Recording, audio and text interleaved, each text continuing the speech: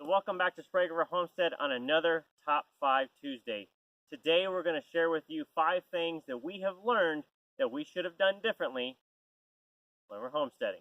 Some of them we have started doing differently. Some of them, it's still a work in progress. Yep, definitely. So let's go with the first one. Now, water is a big thing. It's one of our big 3 things you've got to have on your homestead. And transporting water in buckets, well, it's not really that much fun. So one thing I would say that I would have done differently is when I planned out our water system is that I would have put in more spigots. Now granted, barns have them and the shop has it obviously and the greenhouses here have them, but on the back bird pens, we never put in water. So when I have to water stuff out there, either I run a hose from somewhere else out there to fill either pools or buckets or anything else. And if not, especially in the winter, I can't really run a hose because it freezes. So I've got to carry it in buckets. So if I was going to do it differently, I would have put a spigot out there and probably put an extra couple out there just for extra water distribution. Part of that has to do with the fact that we changed the original plan. In the beginning, we were going to put all the bird houses up near the barns on the front half of the property. And what we actually decided is the main 20 that we live on, basically a third of it sat in the back and wasn't being utilized. So rather than crowd everything up front and cut down on goat pastures, we went ahead and decided to put all the birds out back. There is a dog and a llama out back for predator control as well, but because we didn't do that until after the water system was in, there are no spigots back there. So one of the other things that we did that I wish we'd have done a little bit differently, and this one I'm not real sure what we're going to do in the long term, is we probably should have made our pantry a little bit bigger. Initially, when we planned the shop, we didn't have a pantry in there at all. We decided to put one in, but the pantry that we've got is probably 12 by 10. That sounds like a good sized pantry until you realize that we also have 2 freezers in there. And I can a lot. I mean, if you've kind of watched any of our stuff last year on Facebook or Instagram or even some of our update videos, I think I canned about 20 some odd cases of stuff last year. So the pantry is pretty full, and now this year I've got different crops that I'm looking to can, and I'm kind of running out of room. The way the pantry is also set up, there's not a lot of storage space for things like potatoes and cabbages and things that would probably do really well in a root cellar. So kind of in the long term, what I'm looking at is maybe putting a root cellar somewhere in the backyard, buried some barrels, something to kind of extend what we've got because we just don't have enough space. All right, so another thing that we would have done differently is drainage on the property. And most of the time, especially when we came and looked at it, it was during kind of a winter area around Thanksgiving. First couple of years we didn't have too much trouble, but one thing we found out the hard way was that where we thought drainage on the property was going to be actually wasn't. So we put in drains around the house and the shop and that, and what we learned was that the valley that we have, there's kind of 2 main areas on each side of the house that drain around in the pastures, and the driveway itself, it actually acts as a drain. So it brought almost 5 inches of water down the driveway to the shop and then almost into the house. So we almost flooded the house out and had no control over that.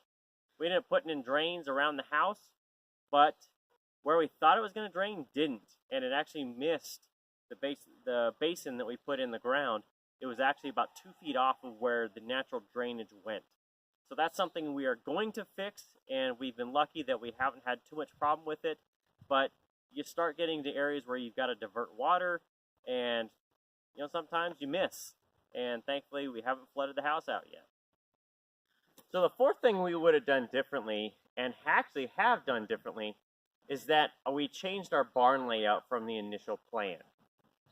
So the biggest part of that is the hay. Now the barn behind us, the hay has always kind of been planned to go this way, left to right. But in the girls' barn, we had a completely different layout to where the hay went down one side of the barn and back 20 feet. What we found the first year when we did hay here, since most of it Canaan has to manually move in the barn because the barns are a little too short to get the tractor all the way in there, trying to lug 120-pound bales 20 feet back and then stack them up 8 feet high, we decided was going to be a little bit too hard on our manual labor. So what we did instead is we basically copied what we did in this barn in the girls' barn. Now that does mean that we store a little bit less hay in the girls' barn side to side because of the way that we were going to do it in depth. So we've compensated for that by going up higher. You would think that that would kind of be even more of a pain, but because we can get in with the front end of the tractor, Kanan doesn't have to do much more than just drag the hay bales off of the pallet forks.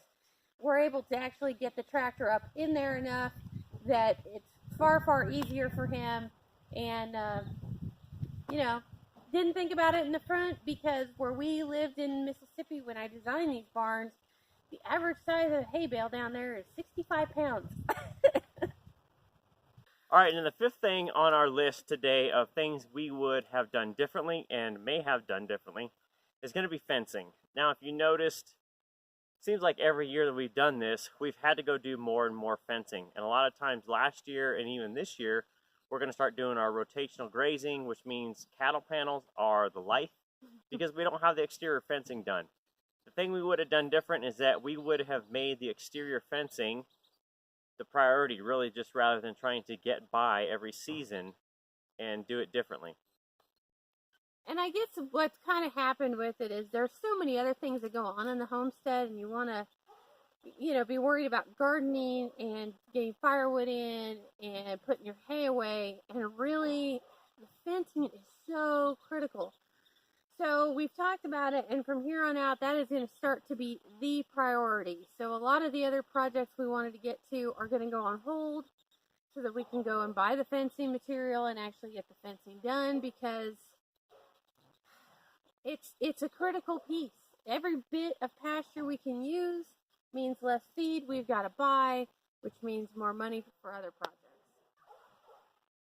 All right, so that is it. There are 5 things that we would have done differently knowing the outcome, and some of those we have actually changed midstream because they need to be done differently. So what have you done differently on your homestead? Everybody starts into this with one vision and ends up tweaking it just a little bit at some point.